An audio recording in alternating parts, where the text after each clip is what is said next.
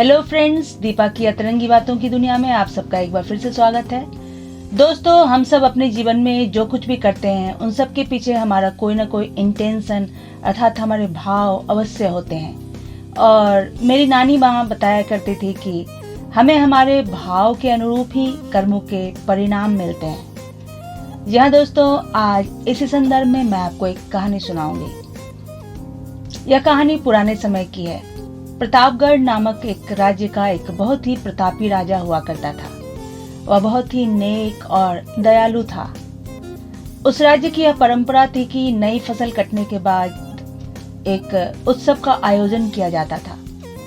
राजमहल में 56 भोग बनते थे और समस्त प्रजा को आमंत्रित किया जाता था। परंतु एक साल कुछ ऐसी घटना हुई कि पूरी कहानी ही बदल गई। हर साल की भांति उस साल भी उत्सव की तैयारी चल रही थी। राजमहल के खुले मैदान में 56 भोग बनाए जा रहे थे।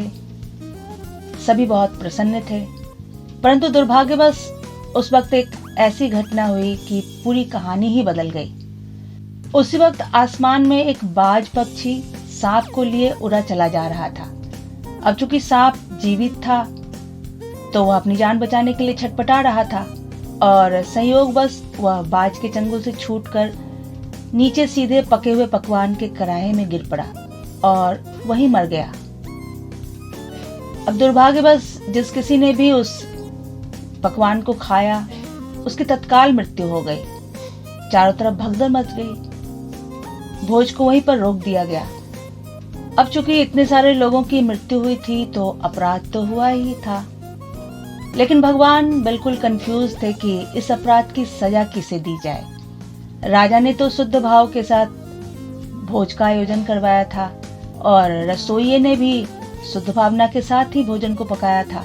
अब चूंकि बाज पक्षी ने अपने भोजन के लिए सांप का शिकार किया था तो वह भी गलत नहीं था, और चूंकि सांप जीवित था तो वह अपनी जान बचाने के लिए छटपटा रहा था तो वह भी गलत नहीं था। अब भगवान बिल्कुल कंफ्यूज थे कि इस अपराध की सजा किसे दी जाए। दिन महीने साल गुजरते चले गए।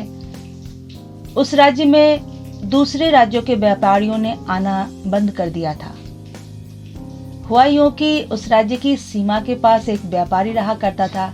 वह उस राज्य में आने वाले व्यापारियों को यह बताया करता था कि प्रतापगढ़ का राजा बहुत ही दुष्ट है और तुम अगर उनके साथ व्यापार करने जाओगे तो तुम्हें भोजन में कुछ जहरीली चीज खिलाकर तुम्हें मार देंगे और तुम्हारा सारा धन लूट लेंगे।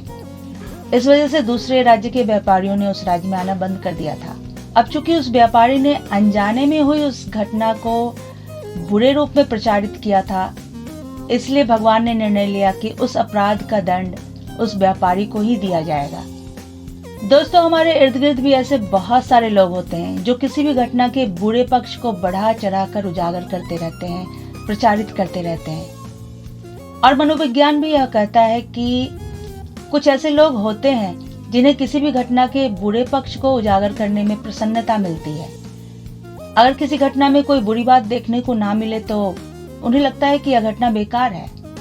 दोस्तों, किसी घटना के बुरे पहलू को बिना सोचे समझे, बिना सच्चाई जाने जानबूझकर उजागर करना, किसी के बारे में कुछ ऐसा बोल देना जिससे उसकी छवि खराब हो जाए, किसी के बारे में कुछ ऐसा बोल देना, कुछ ऐसा व्यवहार कर देना जिससे कोई व्यक्ति बुरी तरह आहत हो जाए, यह अपराध नहीं तो भला और क्या है। और मेरा ख्याल है ऐसे बहुत सारे अपराधी हमारे समाज में आज भी खुलेआम घूम रहे हैं। दोस्तों, मेरी राय तो यह है कि हमें ऐसे व्यक्तियों की पहचान करनी चाहिए और उनसे दूरी बनाकर रखनी चाहिए। ऐसे ही कुछ अन्य तरंगी बातों के साथ मैं फिर से हाजिर होंगी। तब तक के लिए बाय बाय।